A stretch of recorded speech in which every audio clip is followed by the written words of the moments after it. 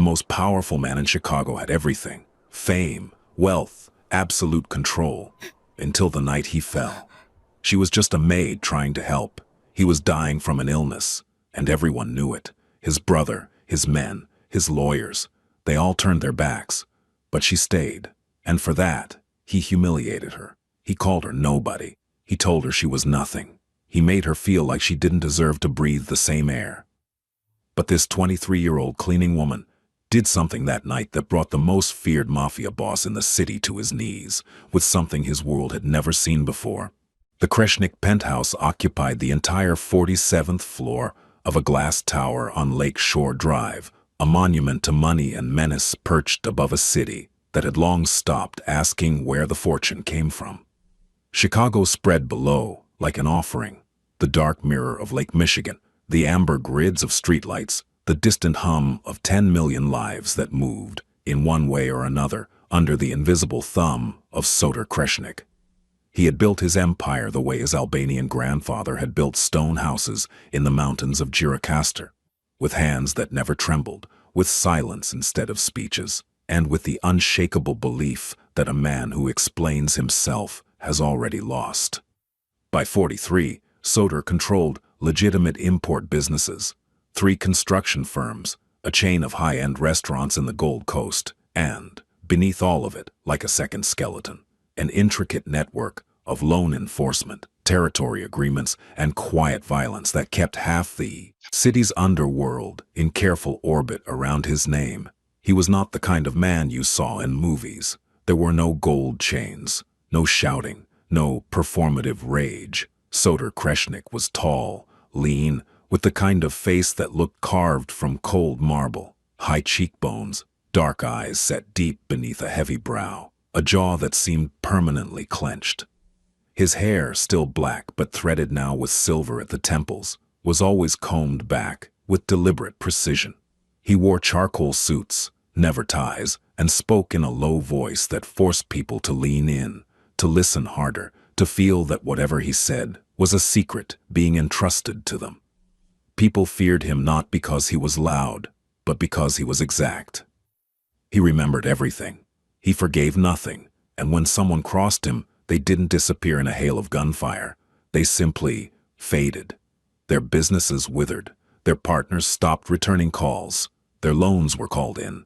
It was a kind of social suffocation, slower than a bullet and far more terrifying because it left a man alive but hollowed out.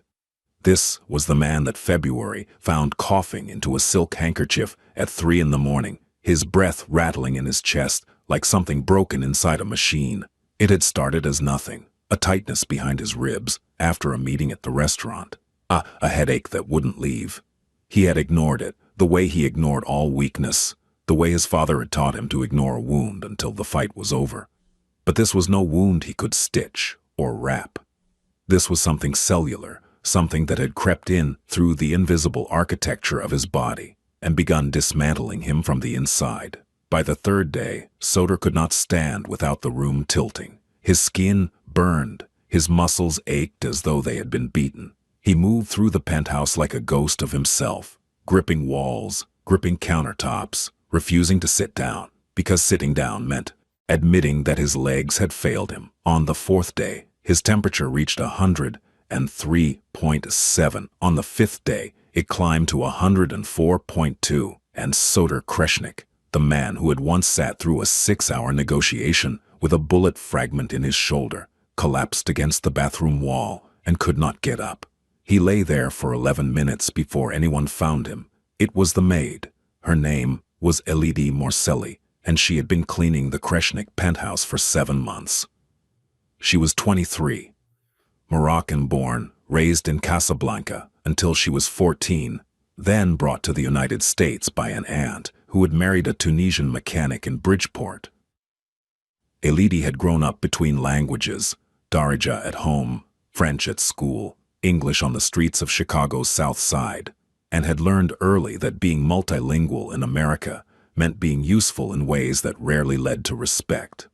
She was small, 5'3", with dark, curly hair she kept pinned back under a white headband, wide brown eyes that held a kind of permanent alertness, and hands that were always moving, folding, scrubbing, arranging, fixing. She wore the standard uniform the staffing agency required: black pants, white blouse, flat shoes, no jewelry, no perfume, no personality. That was the point. Domestic workers in homes like this were supposed to be furniture that moved. They were supposed to clean the glass and never look through it. They were supposed to hear conversations and immediately forget them. They were supposed to exist in the periphery of wealthy lives, close enough to serve, but far enough to never matter. Elodie understood this. She had understood it since her first week, when Soder's younger brother, Drayton Kreshnik, 38, sharp-faced, always smiling in a way that never reached his eyes, had walked past her in the hallway and said to the man beside him, in Albanian, assuming she couldn't understand, "At least this one knows how to disappear." She did know how to disappear. She had been disappearing her entire life, but she also noticed things. She noticed that Soder never ate breakfast before 10. She noticed that he drank his coffee black, but added a single cube of sugar when he thought no one was watching, as though sweetness were a private vice. She noticed that the books on his nightstand were not decorative. They were red, dog-eared, underlined. Dostoevsky, Ismail Kadare, Marcus Aurelius. She noticed that he kept a photograph in his top desk drawer, a woman with kind eyes, standing in front of a stone wall covered in grapevines. His mother, she guessed. Dead, she assumed.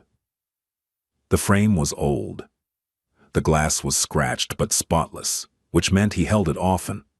She noticed that despite the enormous penthouse, despite the rotating staff and the armed men who stood in the lobby like statues, Soder Kreshnik lived alone. There was no wife, no partner. No children's laughter echoing off the marble floors. There was just a man, his silence, and the empire that silence had built. And now that man was on the bathroom floor, drenched in sweat, his breath coming in shallow, ragged pulls, his eyes glassy with fever, and the first thing he said when he saw her standing in the doorway was, "Get out." Not a request, an order, even flat on his back, even with his body betraying him in every possible way. Soder Kreshnik could make two words sound like a threat. Elodie froze. Her hand was still on the doorframe. The bucket of cleaning supplies sat at her feet. She could smell the fever on him, that metallic, sour smell that sick bodies produce when they're burning through themselves. "Mr. Kreshnik, you need—" I said, "Get out." His voice cracked on the last word. He turned his face away from her, toward the wall, as though if he couldn't see her, she wasn't there, as though her witnessing this moment was worse than the illness itself. She left. She stood in the hallway for a full minute, her heart hammering, her mind racing through the practical calculations that had governed her entire life. If she called someone, who would come? If she reported this, would she lose her job? If she did nothing, and he died on that bathroom floor, what would happen to her? She went to the kitchen. She boiled water. She soaked a clean towel. She found the thermometer in the first aid kit that someone had stocked and clearly never opened. She poured a glass of water and added a pinch of salt, the way her grandmother in Casablanca had done for fevers. Not medicine, but something, a gesture, a beginning. She went back to the bathroom. He was still on the floor. His eyes were closed. His shirt was soaked through. For a moment, she thought he was unconscious, and something twisted in her chest. Not affection, not yet, but that human thing, that reflex that makes you reach for a person who is falling even if they've never reached for you. "I told you," he began. "I know what you told me," she said, and her voice surprised her. It was steady. It was not asking permission. "And I heard you, but I'm not leaving you on this floor." His eyes opened, dark, furious, and beneath the fury, something she had never seen in them before: fear.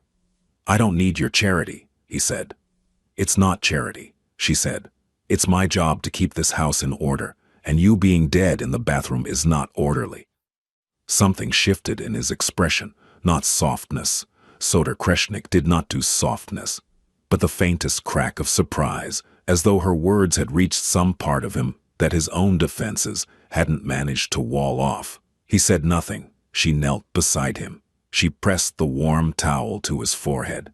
She held the glass of water to his lips and waited. He drank, not much, but he drank, and that was the first concession Soder Kreshnik had made to another human being in longer than either of them could remember. The word spread through the organization the way bad news always does, not through official channels, but through whispers, glances, the subtle recalibration of loyalty that happens when a king shows the first sign of mortality. Drayton Kreshnik learned of his brother's condition on the second day. He was at the restaurant on Rush Street, Epoch, the flagship, all dark wood and amber lighting. Sitting across from Genshin Dushku, Soder's longtime attorney and the only man who knew where every body was buried, both literally and metaphorically. "How bad?" Drayton asked, not looking up from his espresso. "Bad enough that he hasn't answered his phone in 36 hours, Genshin said. He was 61, bald, with the careful eyes of a man who had spent 4 decades watching powerful people destroy themselves. "I sent Dr. Militia.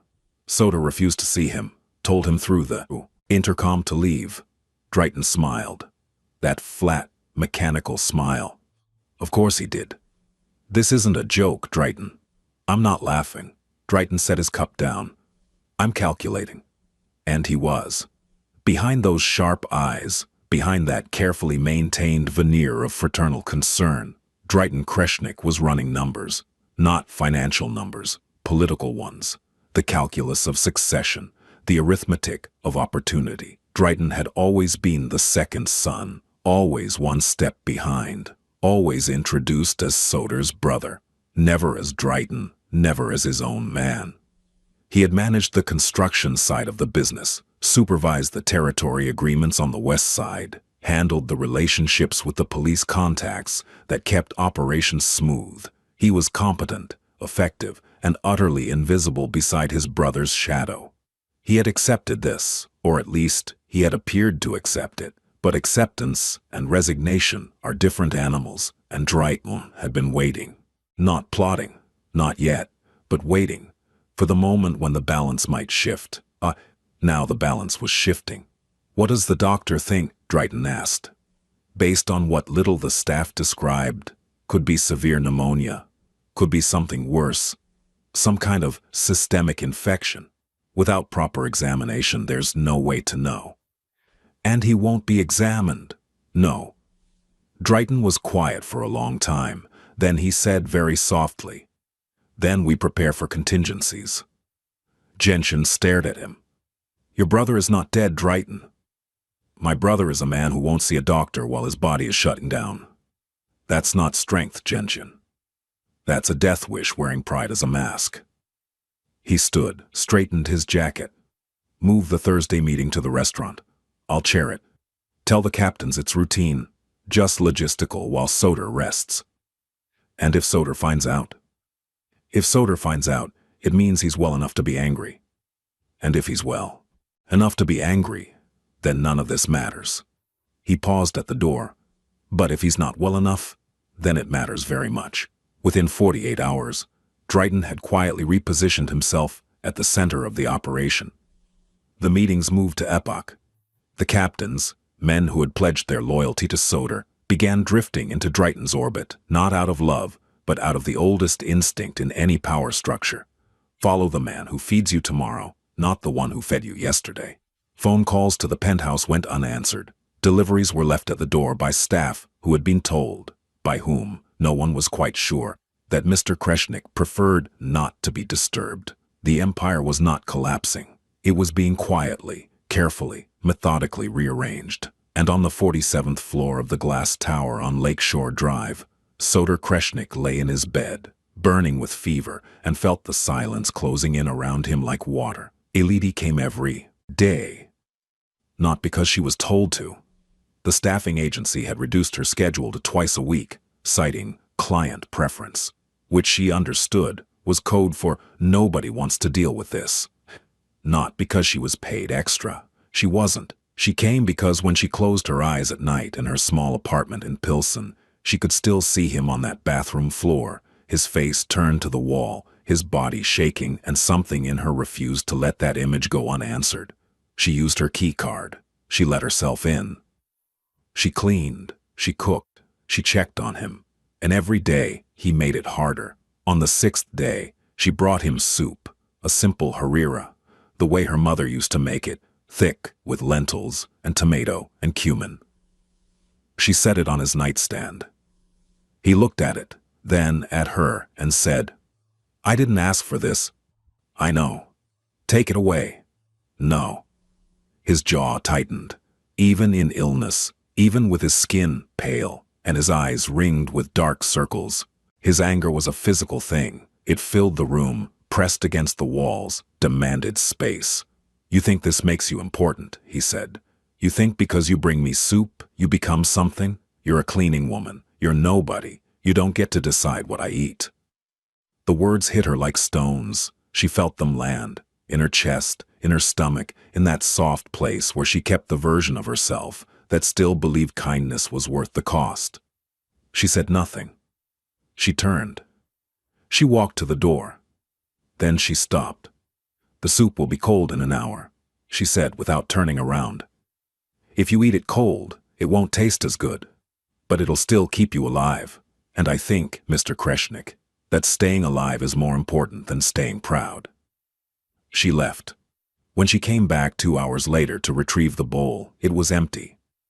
Neither of them mentioned it. On the 7th day, his fever spiked again. She found him sitting on the edge of his bed, gripping the mattress with white-knuckled hands, his body rocking slightly back and forth. A motion she recognized because she had seen her aunt do the same thing during a kidney infection, that involuntary swaying of a body, trying to manage pain it cannot process.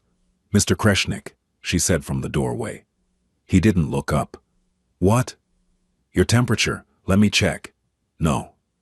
She walked in anyway. She held out the thermometer. He stared at it as though it were a weapon. "I'm not a child," he said. "Then stop acting like one." The words escaped before she could catch them. She heard them hang in the air between them, outrageous, insubordinate, the kind of thing that in his world would have consequences. He looked at her, really looked at her, not through her, not past her, at her. And in that look she saw something she hadn't expected, the faintest flicker of what might have been admiration, or maybe it was just exhaustion so deep that his defenses had holes in them. He took the thermometer, 104.1. "You need a doctor," she said. "I have a doctor. I don't want a doctor." Those are two different statements. He almost smiled, almost. The corner of his mouth moved a fraction of an inch, then stopped, as though even his facial muscles had been trained against vulnerability. "Why are you here?" he asked, not angry now, genuinely confused. "The agency reduced your hours." "I know that. I heard the call. You're not being paid for this." Elodie considered the question. She could have lied, could have said she was just being thorough, or that the agency had changed its mind, or any number of convenient fictions. But something about the rawness of this moment, something about this powerful man, sitting on the edge of his bed, unable to stand without swaying, made her want to answer honestly. "Because nobody else is coming," she said. "I've been here every day this week. No one has come to see you. No one has called this phone." She gestured to the landline on his nightstand. "Your brother hasn't been here. Your men haven't been here. The doctor you refused, nobody sent another one." She watched the words register, watched them move across his face like a shadow. "You're alone, Mr. Kreshnik," she said. "And no one should die alone. Not even someone who tells me to get out every time I walk in." The silence that followed was the loudest thing either of them had ever heard. He lay back against the pillows. He closed his eyes. And very quietly, so quietly she almost missed it, he said, "Soder." "What?" "My name. It's Soder. If you're going to insist on saving my life, you might as well use my actual name." It was not an apology. It was not kindness. But it was an opening, a crack in the stone wall he had spent 43 years building, and Elodie recognized it for what it was. Soder. she repeated. Eat the soup. I made extra. She brought the bowl. He ate, and for the first time since his fever began, someone sat in a chair beside his bed and stayed. It was a Tuesday, 2:17 in the morning. February had turned savage. The wind off the lake hammered against the tower's windows with a sound like muffled artillery, and the temperature outside had plunged to 7 degrees below zero. Elidi had gone home at 9. She had left a thermos of broth on his nightstand, checked his temperature, 102.8, lower than the day before, a small mercy, and told him to drink the full thermos before sleeping. He had nodded, which was more cooperation than she had gotten in a week. At 1:45, her phone rang. It was the building's night security, a man named Theodore, Romanian, ex-military, the kind of man who kept a flashlight on his belt, even in well-lit hallways. He spoke in that flat, careful voice that people use when they are describing something they wish they hadn't seen. Miss Morselli, I'm calling because there's been an alert from the 47th floor. The medical monitor, the one you asked us to install on the door sensor, it triggered. I went up. The front door's locked, but I can hear him through the door. He's on the floor again. I think he fell. I think it's bad. Did you call his brother? A pause. I called the number on the emergency list. Mr. Drayton Kreshnik's assistant answered. She said he's unavailable. Unavailable. That's what she said. Did you call anyone else on the list? I called 4 numbers, miss. 2 went to voicemail. 1 said he'd look into it. The last one, Mr. Dushku, the attorney, he said, and I'm quoting, handle it locally. We're managing the situation. Elidi sat in the dark of her apartment. She listened to the wind outside. She listened to the blood pounding in her ears. She thought of every cruel word Soder, Kreshnik, had said to her. She thought of the way he had turned his face to the wall rather than let her see him weak. She thought of the empty soup bowl. She thought of the way he had said his name, Soder, like he was handing her a key to a door he had kept locked his whole life. I'm coming, she said. She dressed in 3 minutes. She called an Uber. The ride from Pilsen to Lakeshore Drive took 14 minutes at that hour. No traffic, just empty streets glazed with ice and the distant red pulse of traffic lights changing for no one. She used her key card. She took the elevator to 47. She opened the door. The penthouse was dark, not the darkness of sleep, but the darkness of absence. Every light off, every curtain drawn, as though the apartment itself had given up. She found him in the hallway between the bedroom and the bathroom. He was on his side, his cheek pressed against the cold marble floor, his body curled in on itself. His breathing, was wrong. Too fast, too shallow, with a wet, crackling sound on each exhale that she recognized from her aunt's illness. The sound of lungs that were filling. Soder. She dropped to her knees beside him. Her hand went to his forehead. The heat was immense, not the steady burn of the previous days, but something spiking, something desperate. His skin was the color of ash. His lips were dry, cracked, almost blue at the edges. His eyes opened, barely. He looked at her as though from a great distance, as though he were already somewhere else, and she was a figure on a shore he was drifting away from.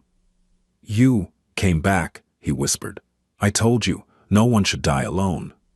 Everyone dies alone. His voice was barely a sound. That's the only honest thing about it. Not tonight, she said. She moved with the focused efficiency of someone who has been preparing for a crisis without knowing it. She pulled blankets from the bedroom and wrapped him where Hiftekoforfo lay, knowing that moving him alone was too risky. His body was too heavy, too fragile, and the wrong kind of fall could break something that was already on the verge of breaking. She elevated his head with pillows. She brought water and held it to his lips, tilting the glass slowly, the way nurses do, the way her grandmother had done for her grandfather in the last months. He drank in small, reluctant sips, his throat working painfully. Then she made a phone call that would, in retrospect, change everything. She did not call Drayton. She did not call Genshin Dushku. She did not call anyone on the emergency list that had already failed him. She called Dr. Irfan Hadjic. Dr. Hadjic was 64 years old, Bosnian-born, a former field surgeon who had worked through the siege of Sarajevo and had later rebuilt his practice in Chicago's Albany Park neighborhood. He treated the immigrant community, the people who couldn't go to hospitals because of their papers, the people who paid in cash and asked no questions. He was not part of Soder's world. He had no connections to the organization. He owed nothing to anyone, and that was exactly why Elidi trusted him. She had met him 2 years ago, when her aunt's husband had fallen at the shop and needed stitches, but was terrified of the hospital. Dr. Hadjic had come at midnight, sutured the wound on the kitchen table, refused payment, and said only, "Call me if you need me again. I don't sleep much anyway." He answered on the second ring, "Dr. Hadjic, it's Elidi Morselli." "The niece, I remember. What happened?" "I have a man. 43. High fever for over a week, possibly higher than 104 tonight. Wet cough, crackling in the lungs. He collapsed. He's conscious but barely. He refuses hospitals." A pause. "Refuses or can't?" "Both." "Address?" She gave it. She heard him moving already. Keys, a door, the sound of a car starting. 30 minutes, he said. "Keep him warm. Keep him awake. If he stops breathing, call 911. Pride won't matter then." She hung up. She turned back to Soder. His eyes were closed again. His breathing labored, each inhale a small battle. "Soder, stay with me." "Tired," he murmured. "I know, but you don't get to quit. Not yet." "Why not?" It wasn't a question. It was the voice of a man who had surveyed his life from the floor of his own hallway and found it insufficient. "Because you haven't finished your soup," she said, and incredibly, impossibly, the corner of his mouth twitched. Dr. Hadjic arrived in 26 minutes. He was a lean man with wire-rimmed glasses and the unflappable manner of someone who had treated gunshot wounds by candlelight. He examined Soder on the hallway floor with the kind of gentle efficiency that made the enormous penthouse feel, for a moment, like a field hospital.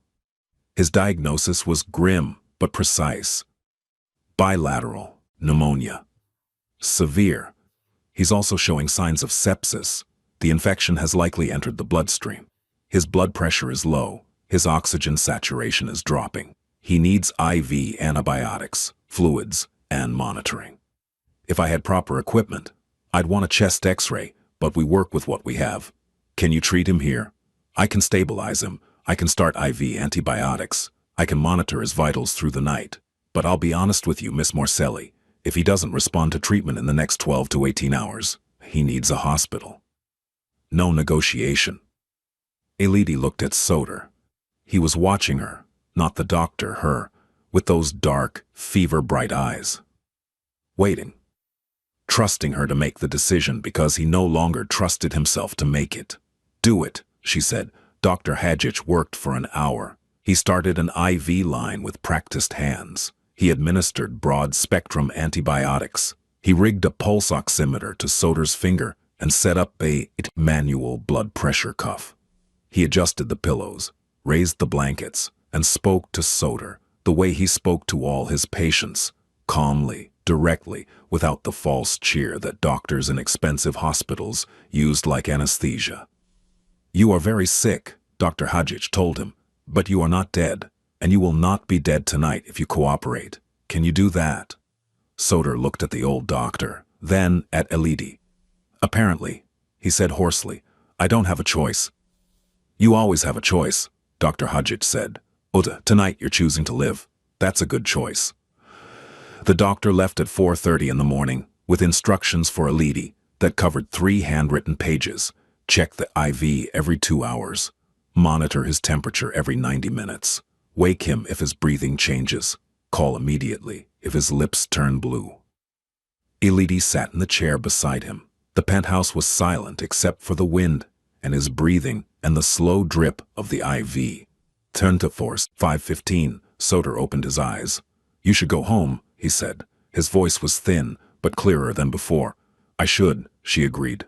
But I won't. A long silence. I was cruel to you, he said, not an apology. He didn't know how to apologize, but an acknowledgement. A man holding up a mirror and not flinching from what he saw. Yes, she said. You were. Why did you come back? She thought about it. The real answer was complicated, a tangle of empathy and stubbornness, and something she couldn't name. Something that had to do with seeing a man who was drowning and recognizing the water because she had been in water like that before. Because cruelty is not a reason to let someone die, she said. And because I think the man who said those things to me isn't the man lying here right now. I think the man who said those things was afraid, and fear makes people say terrible things. He stared at the ceiling. The IV dripped. The wind howled. I have been afraid, he said, my entire life. I just got very good at hiding it. It was the most honest thing Soter Kreshnik had ever said to another human being. And he said it to a cleaning woman who was sitting in a chair in his hallway at 5 in the morning, holding a glass of water she had warmed with her own hands. Elodie said nothing. She didn't need to. She simply refilled the glass, held it out, and waited. He drank. The antibiotics worked, not immediately. Nothing in real medicine is immediate. But by the third day, after Dr. Hadjich's intervention, Soter's fever dropped to 101. By the 5th day, it was 99.4. By the 7th day, the crackling in his lungs had quieted. His color had returned, and he could sit up in bed without the room spinning. Dr. Hadjich came every other day. He was pleased, but cautious. The body recovers, he said, packing his bag after the 4th visit. But so must the mind. He's been, under tremendous physical stress. He'll be weak for weeks. He needs rest. Real rest. He doesn't know how to rest, Elodie said. Then teach him. Teaching Soter Kreshnik to rest was like teaching a storm to whisper. He fought recovery with the same ferocity he had fought everything in his life, as though recuperation were an enemy to be dominated rather than a process to be trusted. On the first day he could stand. He insisted on walking to his study. He made it halfway down the hall before his legs buckled. Elodie caught him, or rather, she braced herself against the wall and let him lean into her, her small frame somehow absorbing the weight of a man nearly a foot taller, holding him upright with a stubbornness that matched his own. Don't, he said through gritted teeth. Don't tell me to go back to bed. I wasn't going to. I was going to suggest the study can wait, and that the living room sofa is closer. You can sit there and look at the lake and pretend you're working. He looked down at her. She was still bracing him, her hands steady on his arm, her feet planted. There was no pity in her face, no triumph, just that calm, practical intelligence that he was beginning to find more disarming than any weapon. Fine, he said. The sofa. She helped him to the living room. She brought his laptop, his phone, a glass of water. She went back to cleaning, because she was still, nominally, the maid, and the penthouse had accumulated a week's worth of dust and neglect. But something had changed in the geometry of their interactions. He no longer dismissed her when she entered a room. He no longer turned his face away. Instead, he would watch her, not staring, not leering, but observing the way she moved through spaces, the efficiency of her hands, the way she straightened a cushion or aligned a stack of books, with the same unconscious precision he brought to a negotiation one afternoon while she was wiping. Down the kitchen island, he said from the sofa. You read. She looked up. What? The other day, I saw you looking at the bookshelf in my study, not just looking, reading the spines. You tilted your head the way people do when they're deciding whether to pick something up. She felt a flush creep up her neck. I'm sorry. I shouldn't have, I'm not accusing you. I'm asking. He paused. What do you read? It was such an unexpected question. This feared man, this lord of violence and silence, asking his maid what books she liked, that Elodie almost laughed, almost. Instead, she said, novels. Mostly French. I grew up with French literature in school. Camus. Duras. Recently, I found a translation of Kadari at the library. The general of the dead army. Something changed in his face. A light. A recognition. You've read Kadare? Just that one. It was in the international section. I didn't know who he was until I started reading, and then I couldn't stop. He's Albanian, Soter said. Like my family. I know. I looked him up after. For the first time since she had known him, Soter Kreshnik looked at her with something beyond acknowledgement. It was a kind of wonder, the surprise of finding something valuable in a place where you hadn't thought to look. There's a copy of Broken April on my shelf, he said. Second row. You can borrow it if you want. I want, she said. He almost smiled again. This time, the corner of his mouth moved a full quarter-inch. The days settled into a rhythm. She would arrive in the morning, still technically cleaning, still technically invisible, and the line between her duties and her presence began to blur. She cleaned, yes, she cooked, yes. But she also sat with him during the long afternoons, when the lake turned silver and the silence of the penthouse pressed in like a weight. And they talked, not much at first. He was not a man who talked easily, and he told her about Albania.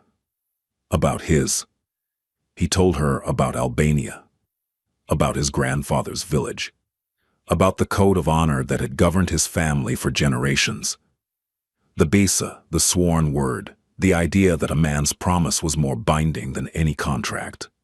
He told her about coming to America at 12, about the shock of a country that valued noise over substance, about how he had learned to survive by becoming the quietest person in every room. She told him about Casablanca, about the Medina's narrow streets, the smell of orange blossoms and diesel, the way the call to prayer had been the rhythm of her childhood, about her mother, who had died when she was 10. Breast cancer, caught too late because they couldn't afford the tests that would have caught it early, about her aunt, who had brought her to Chicago and given her a life she hadn't asked for, but had learned to build within. You lost your mother young, he said one afternoon. His voice was careful, as though he were handling something fragile. I did. I lost mine when I was 30. Stroke, fast. I was in a meeting when it happened. By the time I got to the hospital, she was gone. He paused. I have never forgiven myself for being in a meeting. You couldn't have known. No, but I should have been the kind of man who wasn't always in meetings. He looked at his hands. Large hands, scarred at the knuckles, hands that had done things he would never tell her. I should have been the kind of man who was present. Instead, I built an empire that required my absence from everything that mattered. Elidi said nothing for a long time. Then, you could become that man now. He looked at her. Now? Why not? You're recovering. You're in a room with books and a lake, and no one asking you to be anything. When was the last time you had that? He thought about it. Never, he said. I've never had that. Then have it now. It was such a simple invitation, such a small, human thing, but it landed in Soter Kreshnik, like a stone dropping into a well he hadn't known was there, deep, dark, and unexpectedly full. Drayton came on a Thursday. 2 weeks had passed since the crisis night, and Soter was strong enough to stand, to walk, to speak without the rasp of fever in his throat. He was not yet the man he had been. The illness had carved away 10 pounds from his frame, and there were shadows under his eyes that hadn't been there before, but the core of him, that granite center, had returned, diminished perhaps, but intact. Elidi was in the kitchen when the elevator opened, and Drayton walked in, flanked by 2 men she didn't recognize, not the usual security detail, but new faces, hard faces, men who had been chosen for their loyalty to a different Kreshnik. Brother, Drayton said, spreading his arms in a gesture of warmth that had the temperature of a November lake. You look better than I feared. Soter was standing at the living room window, his back to the room. He did not turn around. How would you know what to fear? You haven't been here. I was told you wanted privacy. By whom? A pause. Drayton's smile flickered, then stabilized. By your people, your staff. They said you were resting, that you preferred... My people. Soter turned now, slowly, and Elidi saw Drayton's expression shift. A micro-adjustment, the kind only a trained observer would catch. Ote, Fear. Drayton was afraid, not of the illness, not of the weakness, of the fact that his brother was still standing. My people didn't call back when the building security reported I was unconscious on the floor. My people moved the business meetings to your restaurant. My people stopped coming. He took a step forward. Were you waiting for me to die, Drayton? That's a disgusting thing to say. Then disgust me with your answer. The room was a held breath. The two men behind Drayton shifted, uncertain. Elodie stood frozen in the kitchen doorway, a dish towel in her hand, invisible the way she had trained herself to be, but hearing everything, registering every word the way she always had. Drayton's eyes moved to her, locked. Something cold passed through his expression. Calculation, reassessment, threat. Perhaps, Drayton said, his voice dropping, we should discuss this privately, without the help. She stays, Soder said. Drayton blinked. She's a cleaning woman. She was the only person in this building who cared whether I lived or died. So she stays and you explain yourself. Something ugly moved beneath Drayton's careful surface. He straightened, adjusted his cufflinks, smiled that hollow smile. Fine. You want to know what happened? I'll tell you. You were sick. You refused help. You refused doctors. You refused your own brother. So I did what any responsible man would do. I kept the business running. I met with the captains. I honored our agreements. I made sure that while you were lying in your bed, choosing pride over survival, the entire operation didn't collapse.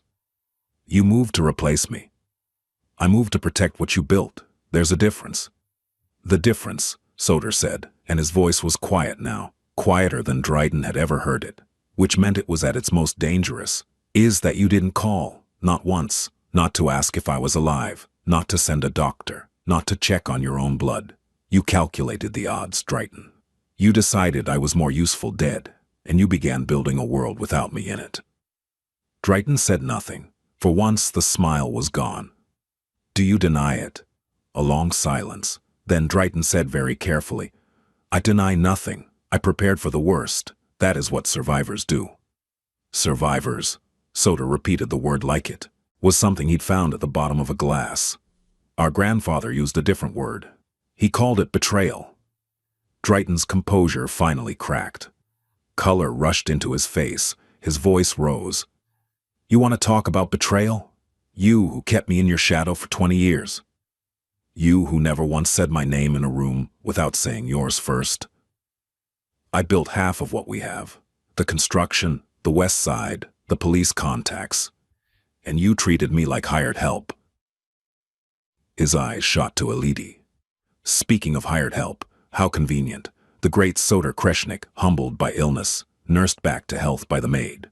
How touching, how strategic. Careful, Soder said. Oh, I'm being careful. I'm being very careful.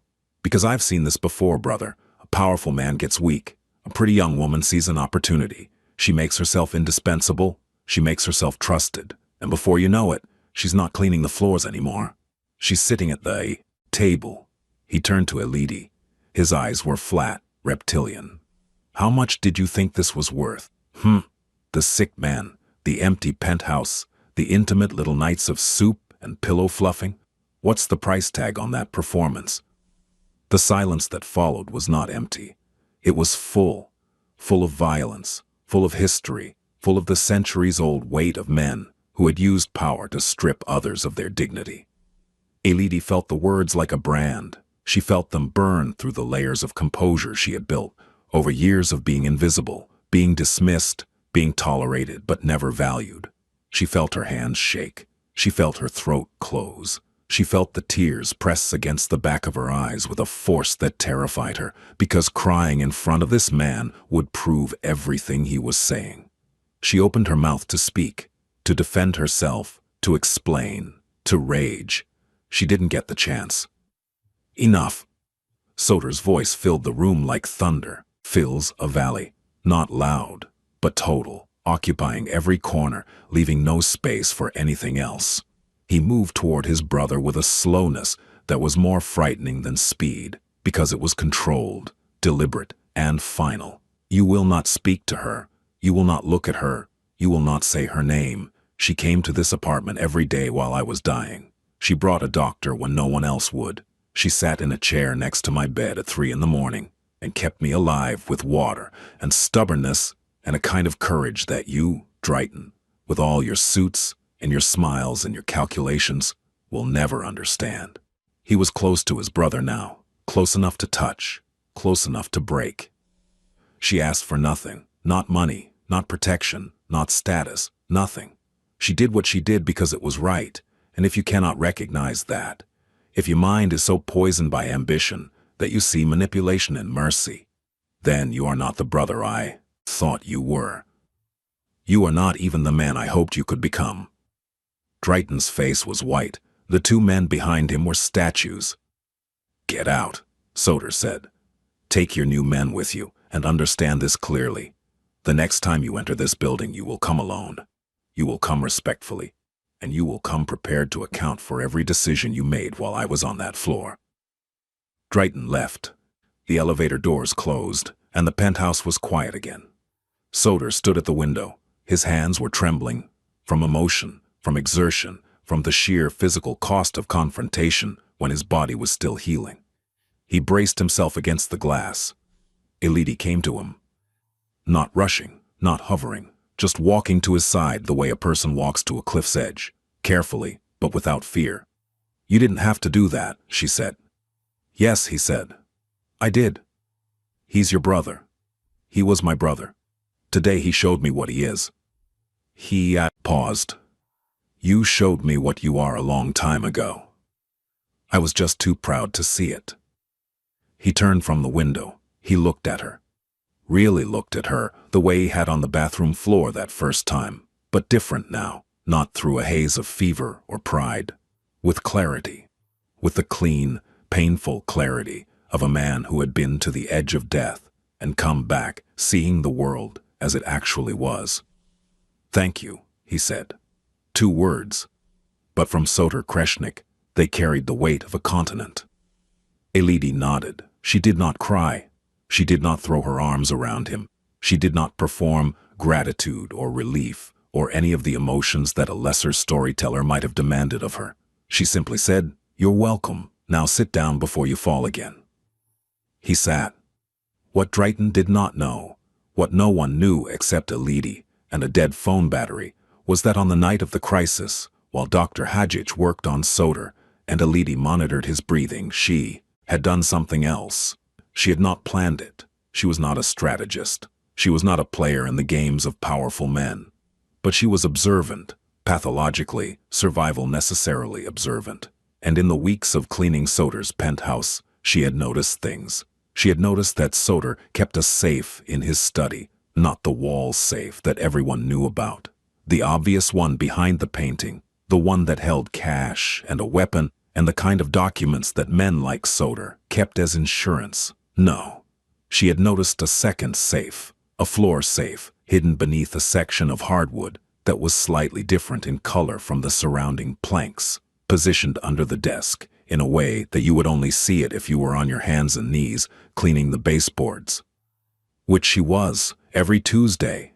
She didn't know the combination. She didn't know what was inside. But she had noticed something else. On the night Soder collapsed, his desk was in disarray. Unusual for a man who kept his environment as controlled as his empire. Papers were scattered. His laptop was open to an email. And beside the laptop, on a yellow legal pad in Soder's precise handwriting, was a list. Transfer of authority documents. Power of attorney revocable. Operating agreements, 3 LLCs. Bank signatory changes.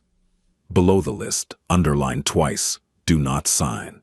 DK cannot have access. DK, Drayton Kreshnik. Elodie understood. She understood with the quick, sharp comprehension of someone who had grown up watching power dynamics in small spaces, in crowded apartments, in neighborhoods where a landlord's signature could evict a family, where paperwork was a weapon as lethal as any gun. Soder had been preparing to protect himself. He had been gathering the documents that Drayton would need to formally take control of the legitimate businesses, the ones that laundered the money, that provided the legal infrastructure for everything beneath, and, he had been keeping those documents out of Drayton's reach. But now Soder was unconscious, and those documents were on his desk, unsecured, in an apartment that Drayton had a key card to enter. Elodie had 30 seconds of decision-making. The doctor was stabilizing Soder. The IV was in.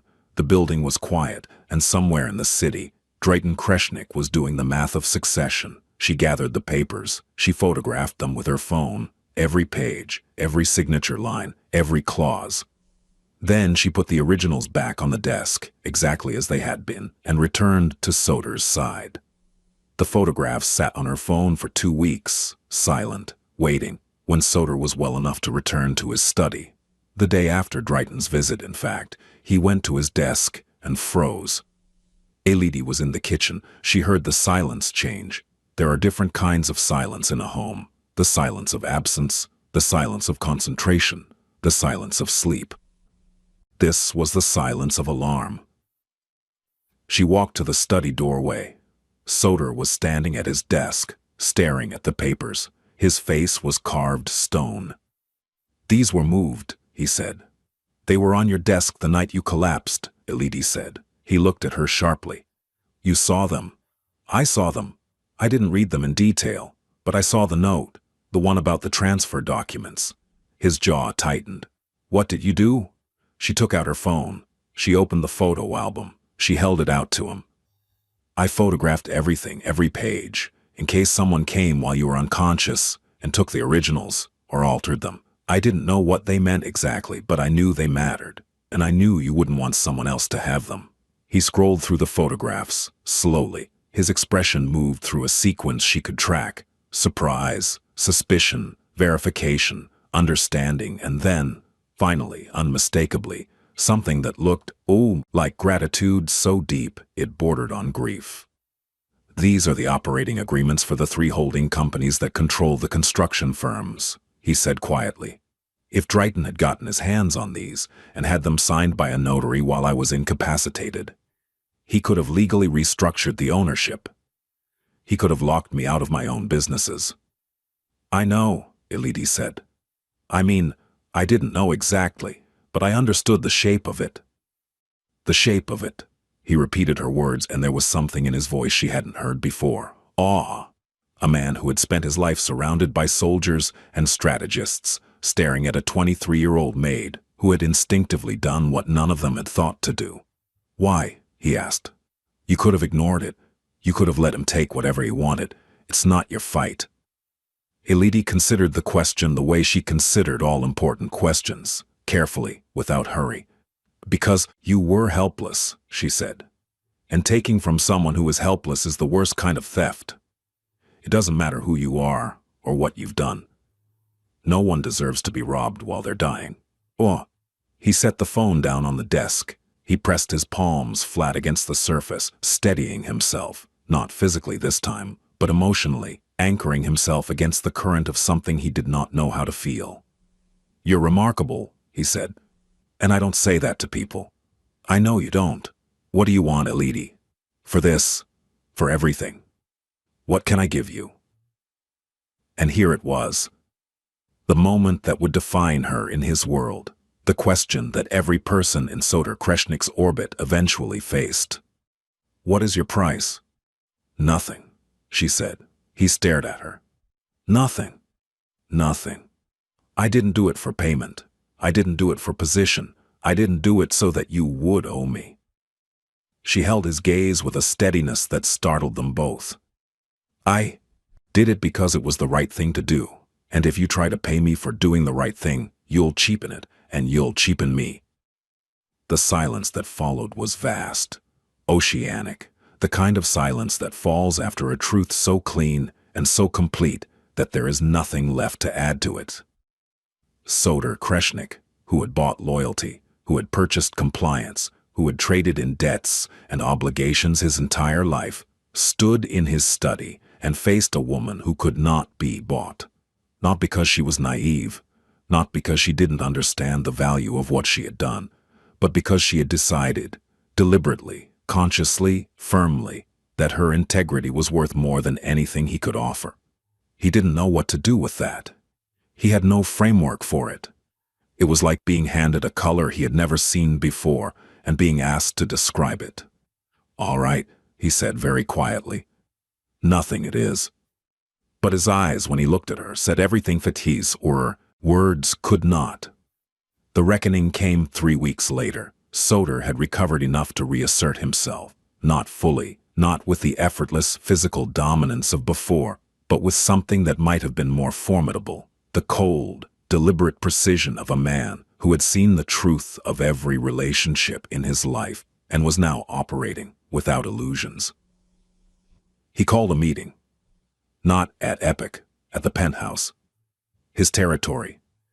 His altitude. The men came, the captains, the attorneys, the financial managers, the men who move the money and the men who move the bodies. Drayton came too, though he had to be summoned twice, which told Soder everything he needed to know about the state of his brother's conscience. Elodie was not invited to the meeting. She was, in fact, asked to take the day off. She refused. "I'll be in the kitchen," she told Soder that morning. "I have cleaning to do." He looked at her. He understood what she was doing. She was, choosing to be present. Not as a participant, but as a witness. She was refusing to be erased from the story simply because powerful men were about to have a powerful conversation. "The kitchen," he said. "Fine." The meeting lasted 4 hours. From the kitchen, through the careful acoustics of the penthouse, Elodie heard fragments. She heard Soder's voice, low, controlled, devastating. She heard him lay out the timeline, the unanswered calls, the redirected meetings, the subtle repositioning of loyalties. She heard him present evidence, not accusations, not emotions, but documents, bank transfers, meeting minutes, phone records, the cold architecture of his brother's ambition, reconstructed with forensic precision. She heard Drayton's defense, heard it rise in pitch, in desperation, in the ugly cadence of a man whose carefully constructed narrative was being dismantled in front of the only audience that mattered. She heard the captain's silence, the most telling sound of all, the silence of men who were choosing sides by not speaking. She did not hear the outcome. She did not need to. When the men filed out of the penthouse 4 hours later, some pale, some shaken, all carrying the look of men who had witnessed a power restructure and were recalculating their own positions, Drayton was not among them. He had left an hour earlier, alone. Soder found Elodie in the kitchen, cleaning the same countertop she had been cleaning for 30 minutes. "It's done," he said. "Iffy, what's done?" "Drayton has been removed from all operational roles. He retains his personal assets. I'm not going to impoverish my own brother, but he has no authority, no access, and no seat at any table in this organization." He paused. "He'll keep the apartment in Lincoln Park. He'll keep his cars. He'll keep his dignity or whatever's left of it. But he is finished." "Is that enough?" she asked, not challenging, genuinely asking. "It's more than he deserves, and less than he fears." He leaned against the kitchen island. "I also made changes to the operating agreements. New signatory requirements. New succession protocols. If anything happens to me, control doesn't default to family. It defaults to a trust administered by Genshin and 2 independent attorneys. Smart? No. Overdue." He was quiet for a moment. Then, "I told them about the photographs." Elodie's hands stopped moving. "You told them?" "Not everything. Not who took them. Just that the documents were secured during my illness by someone I trust. That the evidence of any attempt to alter them would be prosecutable." "You didn't use my name?" "No. You told me once that you didn't want to be part of this world." "I'm respecting that." She resumed cleaning. He watched her. "But they'll figure it out," she said. "They're not stupid." "No, they're not. But by the time they do, it won't matter. Because anyone who touches, you will answer to me. And everyone in that room today understands exactly what that means." It was not a romantic declaration. It was not a promise of love or devotion. It was something more fundamental, a rewriting of the rules. In Soder Kreshnik's world, Protection was currency. It was the highest form of respect. And he had just extended it, publicly and irrevocably, to a woman who cleaned his floors. "I don't need protection," Elodie said. "I know, you've proven that, but you have it anyway. Consider it the one thing I'm giving you that you can't refuse." She looked at him. He looked at her. The kitchen smelled of lemon cleaner and the faint trace of his cologne, something dark, something woodsy, something that had become as familiar to her as the sound of her own breathing. "Okay," she said, "but I'm still going to clean your bathroom, and you're still going to leave wet towels on the floor, and I'm still going to be annoyed about it." The sound that came from Soder Kreshnik's throat was something no one in his organization had ever heard. He laughed. It was brief, startled, almost involuntary. The laugh of a man rediscovering a reflex he had forgotten he possessed. But it was real, and Elodie, standing in his kitchen with a sponge in her hand, felt something shift inside her own chest. A warmth, a loosening, the sensation of a door opening in a room she had kept locked for reasons she was only now beginning to question. Spring came to Chicago the way it always does, grudgingly, with false starts and sudden retreats. The lake still iron gray, but the air carrying the faint promise of warmth. By April, Soder was fully recovered. His body had returned to itself. The leanness, the controlled physicality, the way he occupied space as though it owed him something, but the illness had left marks that were not physical. He moved differently now, not slower, more aware. He paused before entering rooms. He looked at people when they spoke, instead of past them. He asked questions that had no strategic value. He said please to the doorman, which sent a ripple of bewildered concern through the building staff, who assumed he was either testing them or dying again. He was neither. He was changing, slowly, imperfectly, with the awkwardness of a man learning a language he should have learned as a child, but changing. And the catalyst was obvious to everyone who saw them together. Elodie still came to the penthouse. Still cleaned, still cooked, but now she also stayed for dinner sometimes, sitting across from him at the long dining table that had never held more than one plate.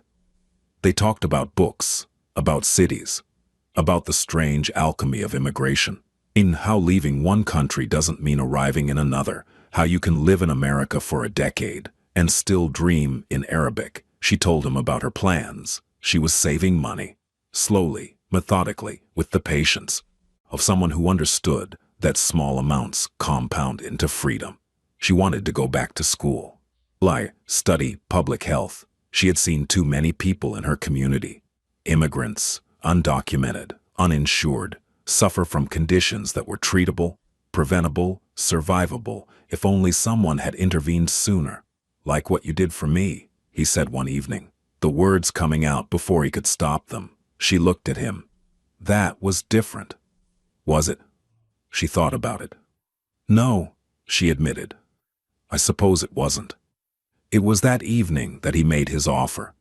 He did it carefully because he had learned from her, from the illness, from the long nights of silence and self-examination, that how you offer something matters as much as what you offer. "I want to fund your education," he said. "Full tuition. Whatever program you choose, no conditions, no strings. A scholarship, if you want to call it that. Administered through a foundation, not through me personally. You'd never have to see me or speak to me again if that's what you wanted." Elodie set down her fork. "That's a lot of money. It's money I have and you need. The math is simple." "The math isn't simple, Soder. Not between us." He knew what she meant. The imbalance, the power differential, the fact that accepting money from a man like him, regardless of intention, would transform their relationship from whatever fragile, honest thing it was into something transactional. "I know what you're thinking," he said, "and I understand it, but I need you to understand something too. What you did for me, not just the nursing, not just the documents, what you did was show me that a person could act out of goodness. Not strategy, not self-interest. Goodness. I didn't know that was real. I thought it was something people performed to get what they wanted." You showed me I was wrong. He leaned forward, and she saw in his eyes the same intensity she had seen the first day on the bathroom floor, but different. Not the intensity of a cornered animal. The intensity of a man trying to be better than he was. Letting me fund your education would not be accepting charity. It would be allowing me to do something good. Something that isn't strategic. Something that isn't about power. You would be giving me the chance to act the way you act, because it's right. The silence hummed between them. No, she said. He blinked. No. No. Not because I don't appreciate it, and not because I don't believe you mean it, but because I need to do this myself. I need to know that what I build is mine. Built by me. With my hands, and my money, and my time. The way I've built everything in my life. She met his eyes. You understand that. You built everything in your life the same way. He sat back. He looked at her as though she had just defeated him in a game he hadn't known they were playing. You're refusing a fortune, he said. Not angry, awed. I'm refusing dependence. There's a difference. And there it was. The thing that shocked them all. Not a dramatic revelation, not a courtroom scene or a boardroom confrontation. Just a 23-year-old woman sitting across from one of the most powerful men in Chicago, looking him in the eye and saying no. Not out of spite or pride, but out of the unshakable belief that her dignity was not for sale at any price. Drayton had said she was an opportunist. The captains had whispered that she was positioning herself. The world, his world, operated on the assumption that everyone had a price, that every act of kindness was a down payment on a future favor. Elodie Morcelli had no price, and in refusing to name one, she became the most powerful person in the room. Soder looked at her for a long time. Then he nodded. All right, he said. Then let me ask you something else, something with no money attached. Ask. Stay for dinner tomorrow. I'm here for dinner now. I mean, not as the maid, not as the woman who cleans my house, as someone I want to sit across from, as someone I want to talk to. He paused, and for the first time in their entire acquaintance, Soder Kreshnik looked uncertain. As someone I'm asking, not telling, asking. The distance between them, the marble countertop, the crystal glasses, the vast difference of their worlds, seemed to collapse into something small and intimate, like a letter folded and passed under a door. Yes, she said. Tomorrow. Tomorrow. And neither of them mentioned that when she left that night, his hand had brushed hers at the door, and both of them had felt it. That current, that terrifying charge, and neither of them had pulled away. The changes came gradually, the way all true transformations do, not in a single dramatic gesture, but in 1,000 small decisions, each one building on the last, each one a brick in a structure that was being built without blueprints. Soder restructured the businesses, not overnight. He was too strategic for that. But steadily, methodically, with the same precision he had once applied to darker operations. The construction firms became fully legitimate, their contracts audited and transparent. The restaurants expanded into neighborhoods that needed investment, not extraction. The loan enforcement operations were wound down, replaced by a community lending fund. Genshin Dushku nearly had a stroke when he saw the proposal that offered low-interest loans to small business owners in immigrant communities. You've lost your mind, Genshin said. I've found it, Soder replied, for the first time. The captains grumbled. Some left, attracted to organizations that still operated the old way. Soder let them go without retaliation, which was itself a revolution. In his world, departure was usually handled with far more permanent methods. Others stayed. They stayed because they sensed, in Soder's transformation, something they had been hungering for without knowing it. The possibility that a man could be powerful without being predatory. That strength could mean building rather than breaking. That the code of the Besa, the sworn word, the sacred promise, could apply not just to business agreements, but to a way of living.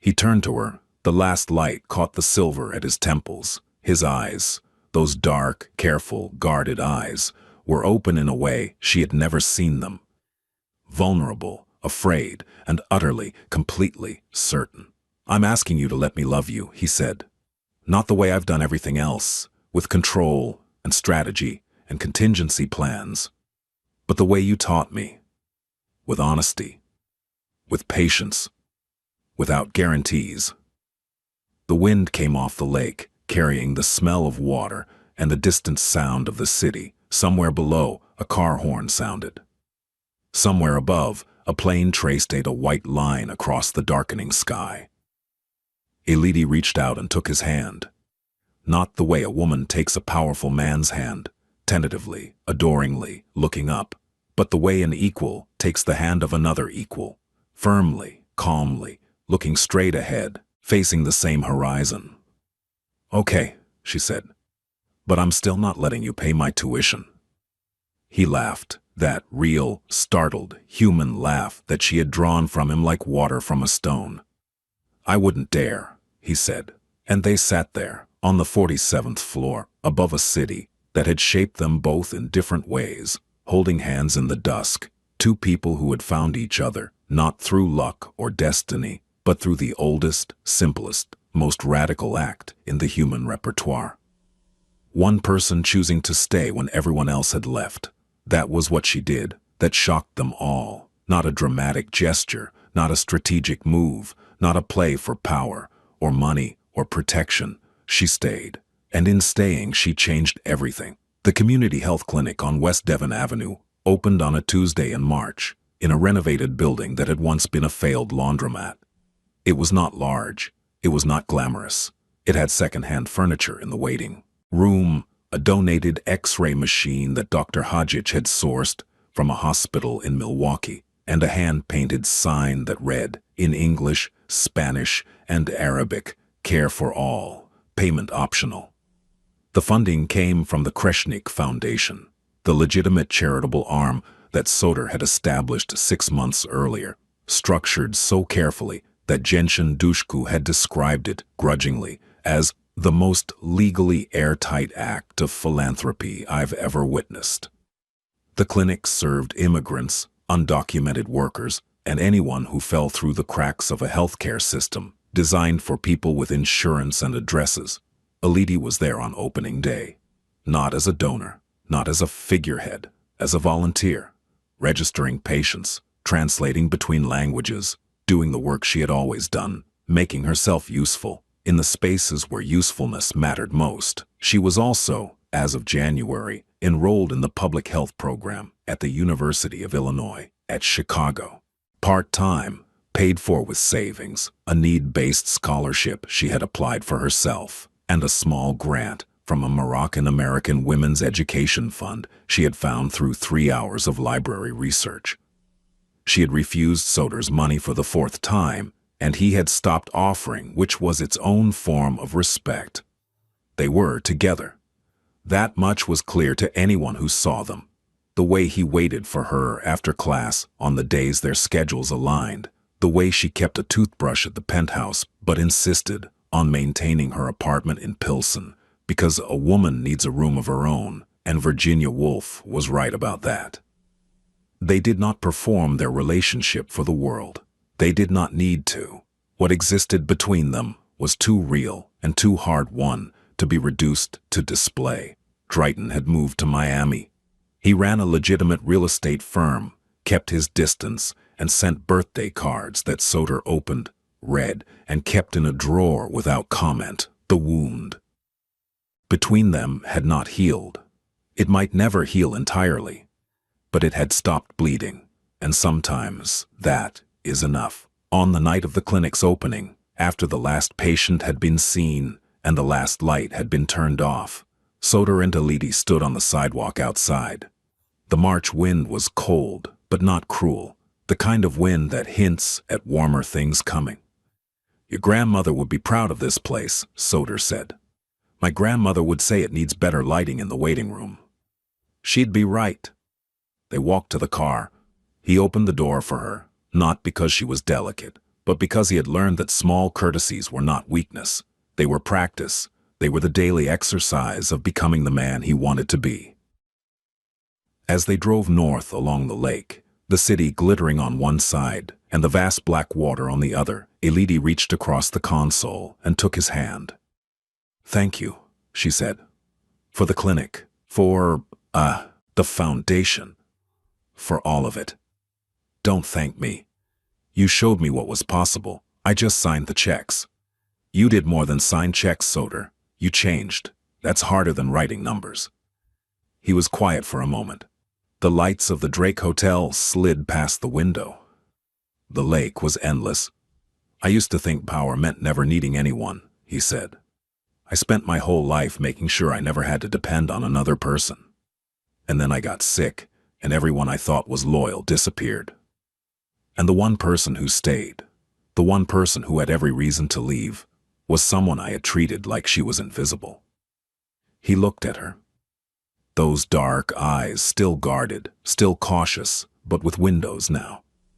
With light. "You weren't invisible, Elodie. You were the only real thing in my life. I was just too blind to see it." She squeezed his hand. "I know," she said. "But you see it now, and that's what matters." The car moved through the city. The night was cold and clear and full of the kind of promise that only exists when two people have earned their way to each other through pain and patience and the stubborn refusal to be less than what they are. Soder Kreshnik had been a king of fear. He had ruled through silence and control and the careful administration of power. Now he was something more difficult, something braver. He was a man learning to be human, and beside him, neither above nor below, but exactly where she had always insisted on being, was the woman who had taught him how. The maid who stayed, the woman who changed everything, not with a weapon, not with a strategy, not with money or manipulation or any of the currencies his world understood. With mercy, with courage, with the radical, terrifying, world-altering act of giving a damn about someone who hadn't earned it yet, and believing, against all evidence, that he could. And he did.